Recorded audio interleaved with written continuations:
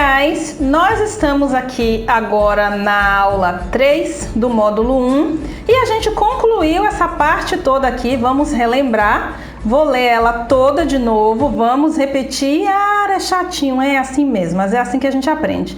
This is Anna on a bus going to an interview for a job as a sales executive at Tip Top Trading, one of London's fastest growing companies. How are you feeling, Anna? Então, a última pergunta dele foi: como você está se sentindo, Ana? E é a partir daqui que a gente vai começar. O que foi que a Ana respondeu? Vamos aumentar aqui o volume. O que foi que a Ana respondeu? How are you feeling, Anna? Oh, a little nervous, but I really want this job. Ela disse, oh, a little nervous, but I really want this job. E eu sei que vocês devem estar se perguntando, little não é little, pode ser little também. Pode ser little, que é uma pronúncia americanizada, e pode ser little, que é uma pronúncia mais britânica, tá? E aí ela fala a little nervous. E aí a gente já começa hoje com um assunto maravilhoso, tá? Esqueci de mudar.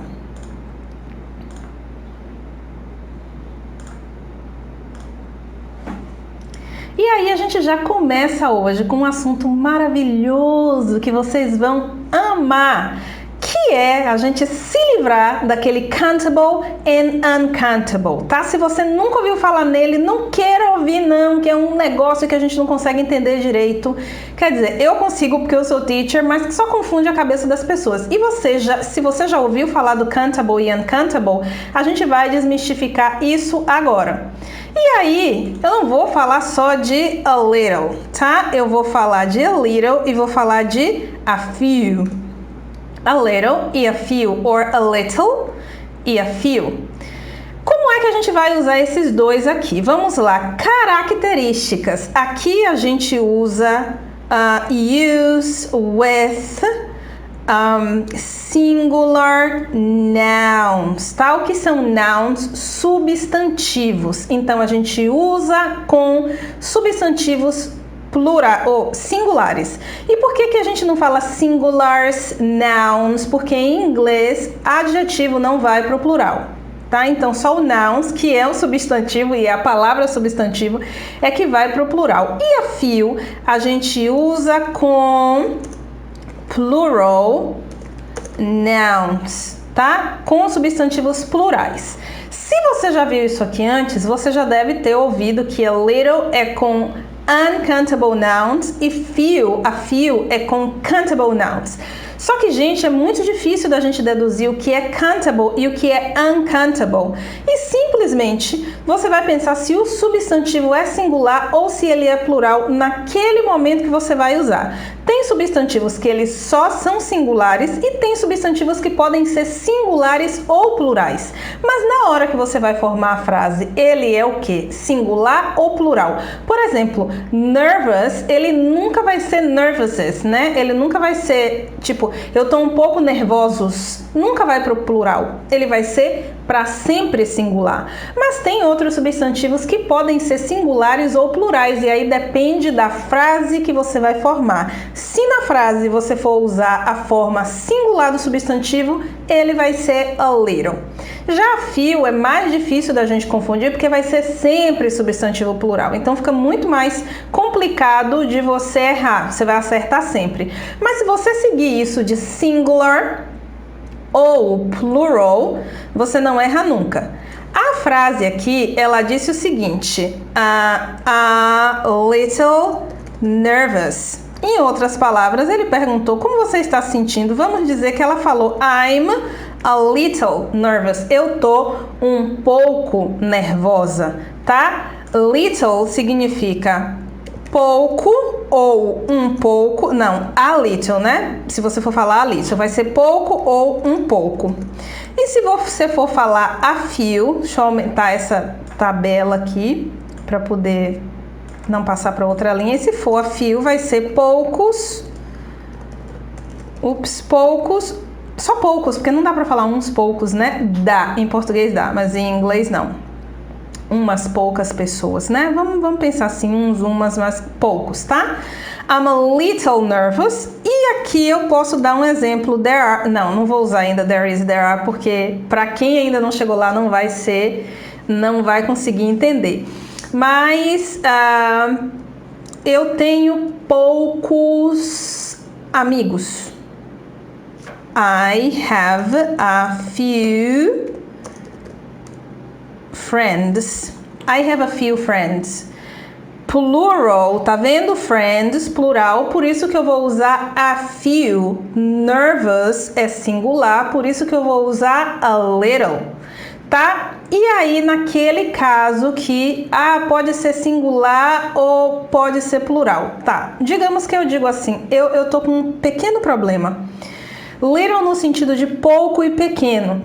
Little, ele não serve para mensurar o tamanho, tá? Não é o tamanho, é um tamanho abstrato, não é um tamanho concreto. Você não pode dizer assim, I have a little... Tô procurando um objeto pequeno aqui que eu possa dizer I have a little, não tem. Você não pode dizer assim, I have a little...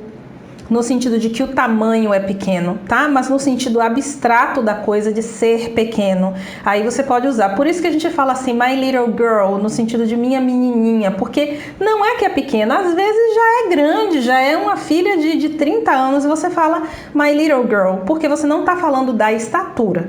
Quando você fala de estatura, você usa small, mas aqui a gente tá usando little.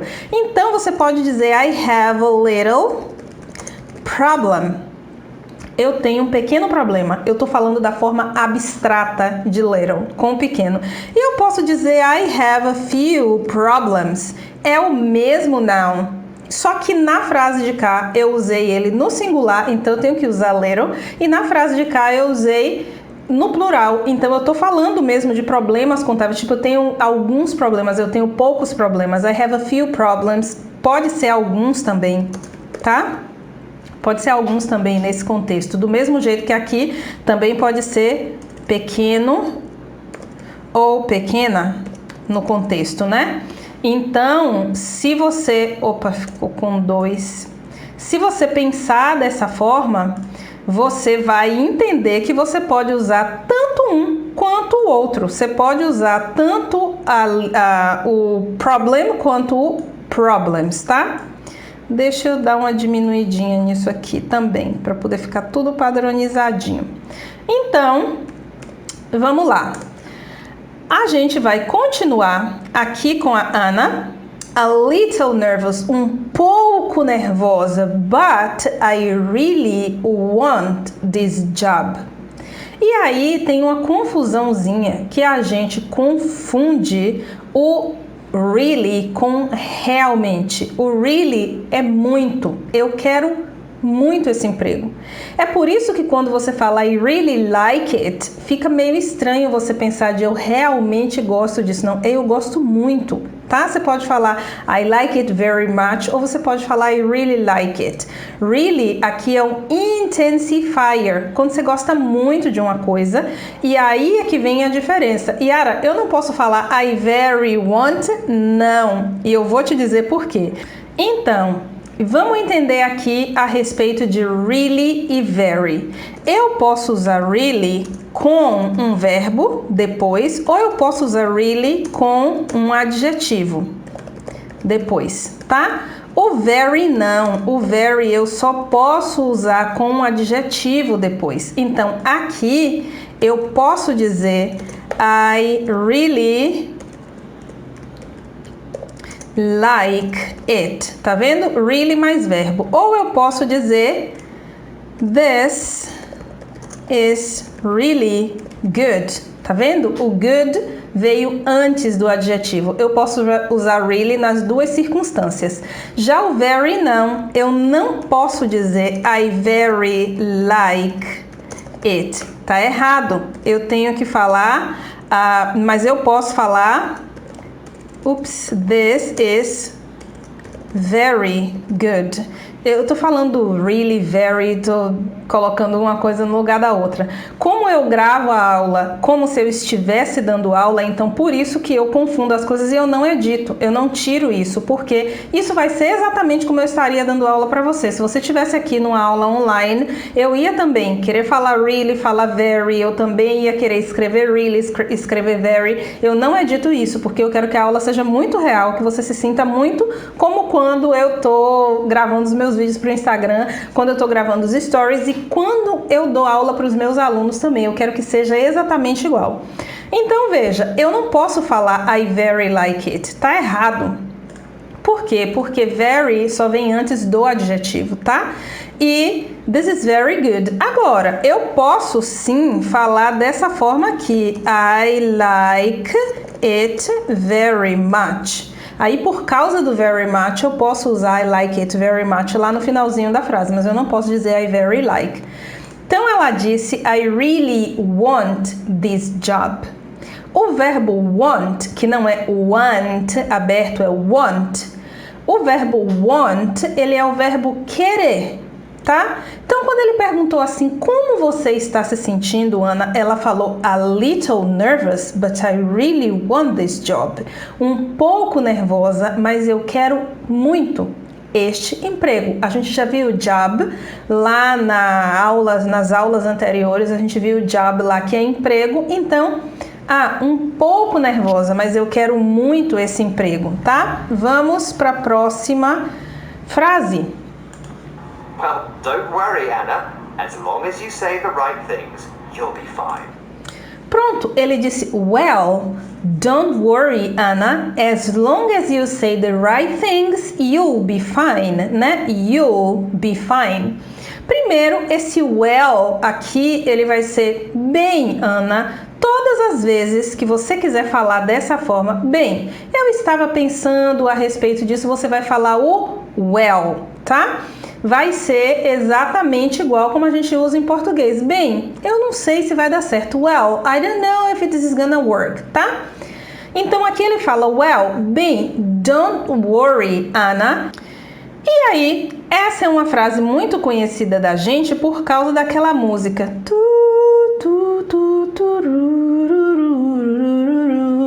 Don't worry, be happy, don't worry, be happy. Vamos lá. Gosto de cantar também, né? Gosto de cantar. Então, quando a gente fala don't worry, significa não se preocupe. Don't worry. E aí, gente, a gente tem um hábitozinho de por que você não ouve o T do don't worry, a gente termina falando don't worry, como se fosse Dom Juan, sabe? Que não tem o T no final. Não é assim. É aquela historinha lá da aula 1 que você deixa a palavra morrer, a letra morrer na boca, tá? Você tenta falar o T, mas você emenda com worry. Então vai ficar don't worry, don't. O T tá aqui, eu tentando falar don't worry, don't worry. Não consigo, teacher. Então fale don't worry, que é melhor do que você falar don't worry e engolir o T. Muitas vezes eu falo dessa forma, don't worry, eu falo mais devagar. Tem uma coisa que é que as pessoas querem soar tão nativamente nativa que elas terminam cometendo erros que impedem que o nativo entenda mesmo, sabe? Não, mas eles não falam don't, eles falam don't. Eles falam porque eles já estão repetindo aquilo há muito tempo e uma hora você também vai falar tanto don't que vai virar don't. Mas por enquanto fala don't worry, ok? Talvez venha uma zoadinha de chuva para vocês, que começou a chover aqui bem forte. Então, don't worry, be happy. Não se preocupe, seja feliz. No caso dele, ele disse, well, don't worry, Ana. Bem, não se preocupe, Ana. As long as you say the right things, you'll be fine. Lembra que na primeira aula a gente aprendeu a respeito de as e ele tinha 4 significados? Apareceu mais um. Então, eu não vou ensinar vocês ainda como usar o as, adjective as, tá? Eu vou ensinar simplesmente a respeito de as long as. porque a gente ainda vai ter mocotó nesse vídeo, ainda vai ter coisa pesada. Eu não quero dar coisa mais pesada ainda para vocês, coisas que vocês não consigam digerir. Então vamos para o as long as. As long as significa se, contanto que, desde que, tá? Olha, contanto que você não diga nada, tudo bem, tá? As long as you don't say anything, it will be fine. Desde quando você não diga nada, vai ficar bem, vai ficar tudo bem. Isso vai ficar bem. Então aqui ele diz o seguinte: as 3 possibilidades são possíveis, ó, redundância. Well, don't worry, Anna. Bem, não se preocupe, Ana. Se você disser as coisas certas, tudo vai ficar bem. Desde quando você diga as coisas certas, tudo vai ficar bem. Contanto que você diga as coisas certas, tudo vai ficar bem. As 3 possibilidades aqui se aplicam. O verbo say é o verbo dizer. Right tem algumas aplicações: certo, correto, direito, direita. Direito de correto também e direita de direção, né? Apesar de que aqui é esquerda, direita.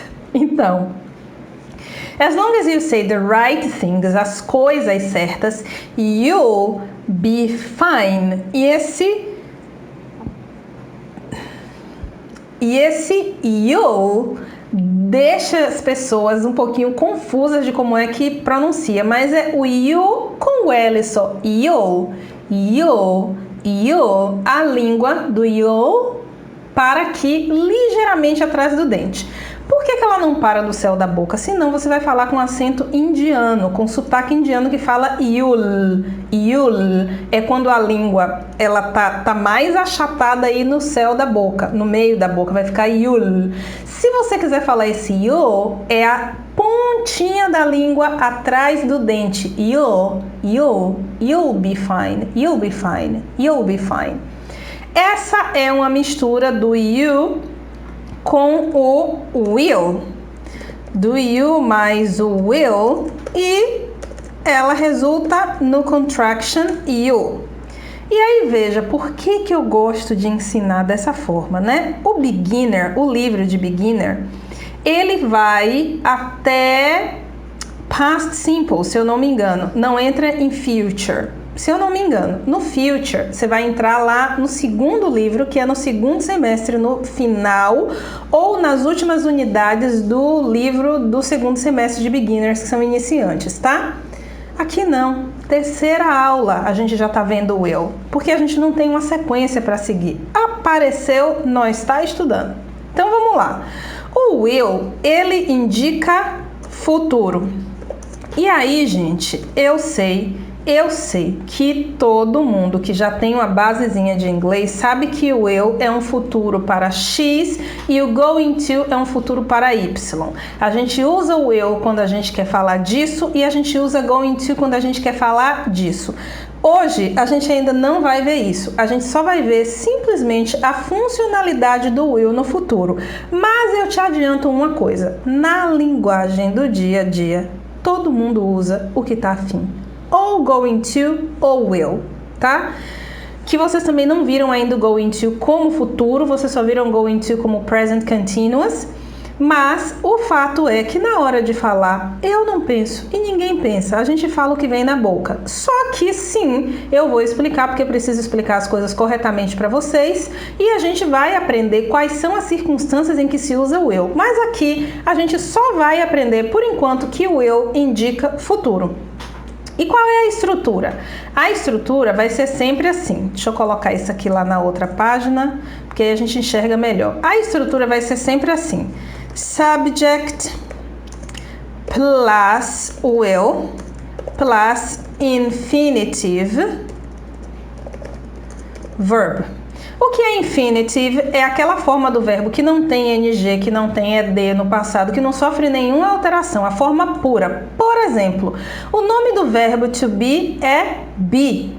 Então eu não vou usar o I am, o you are, o he is, não vou usar nada disso. Eu vou usar a forma infinitiva do verbo, que é o be. O nome do verbo é be, a gente vai usar be. É mais ou menos como no português. Quais são as formas infinitivas do verbo? Elas terminam com ar, e ir. Fazer, orar, comer. Não, sorrir, né? Vou inverter. Orar, comer, sorrir. Ar, ir. Se os verbos terminarem com esses sufixos, eles estão na forma infinitiva. E como é que a gente faz isso em português? A gente faz do mesmo jeito. A gente diz, ó, eu vou fazer a comida. Ah, teacher, então will significa vou? Não, o will não tem tradução. Ele não significa nada. Ele só significa que o verbo depois dele está no futuro. Só isso. Mas por que eu estou mostrando para você? Para você fazer uma equivalência. Que o verbo aqui também vai ser infinitivo, assim como no inglês. Então você vai fazer o quê? Subject, I, will. Verbo no infinitivo, be in São Paulo next week. Eu vou estar em São Paulo semana que vem.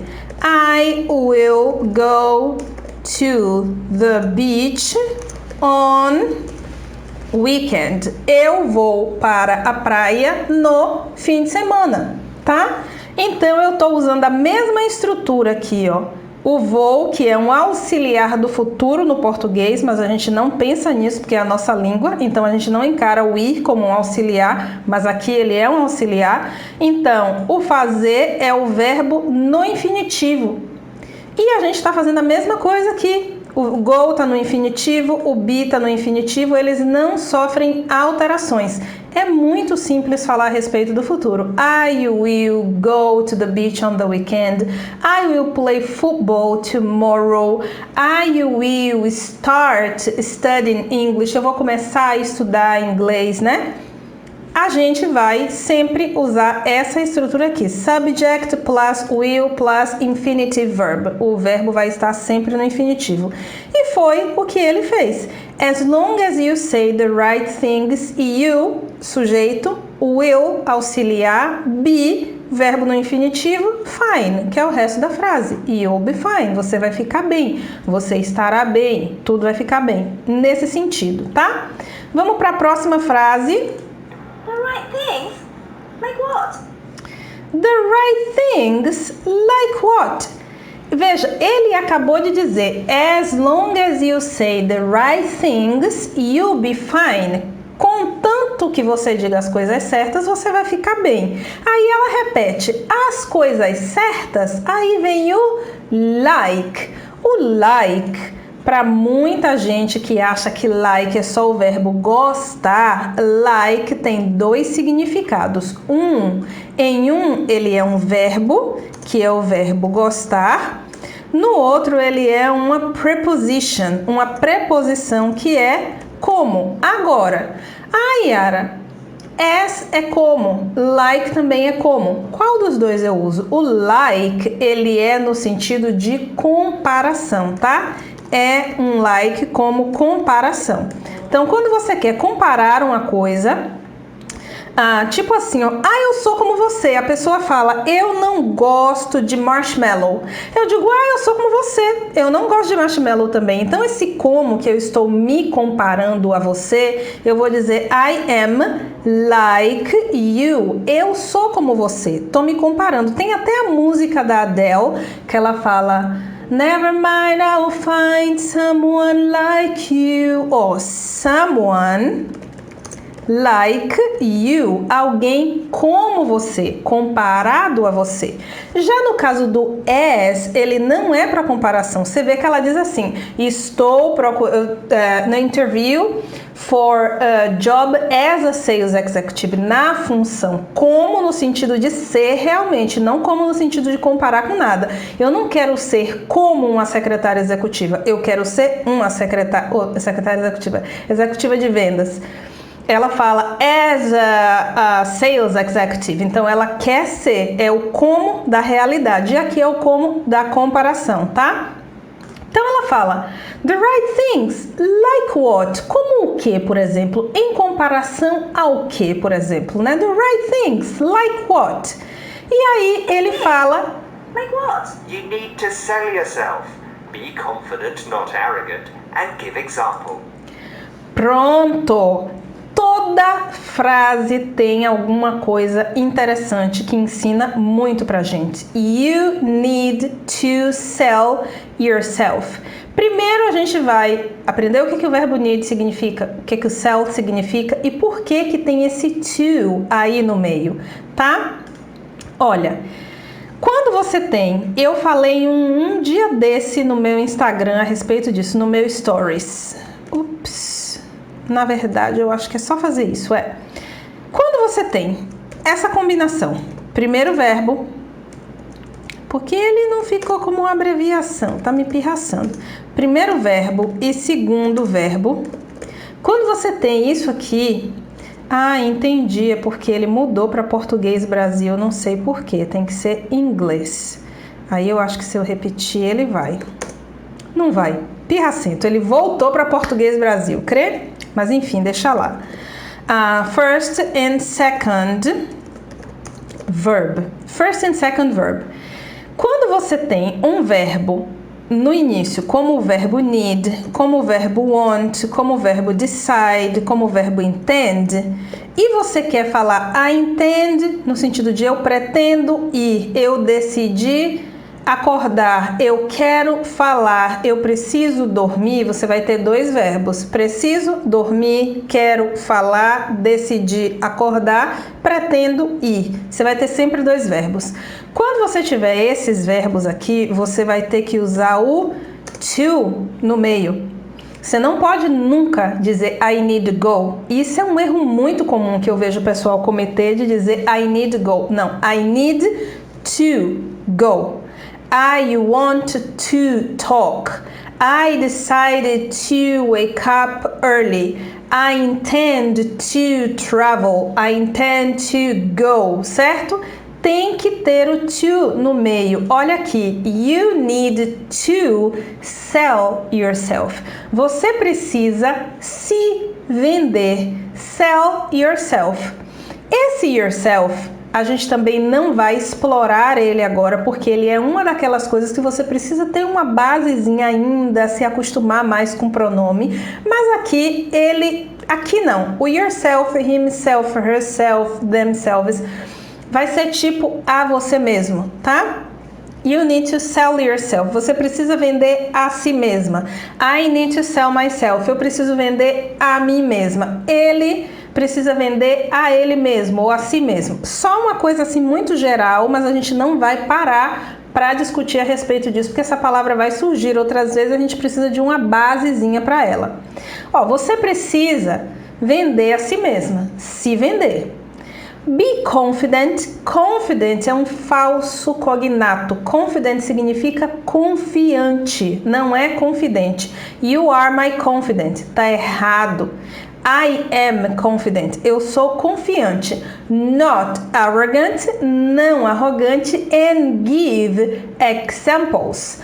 A palavra give, o verbo give é o verbo dar, tá? Então você precisa se vender, ser confiante, não arrogante e dar exemplos. E aí ele vai ensinar para ela quais são os exemplos que ela pode dar. E aí ele vai usar novamente o like. Como? Em comparação, similar a, tá? Like. Esse like de como de comparação. A good example that comes to mind, I'm particularly proud of, timekeeping is important to me. Pronto, ele deu 3 exemplos para ela. A good example that comes to mind, I'm particularly proud of, timekeeping is important to me.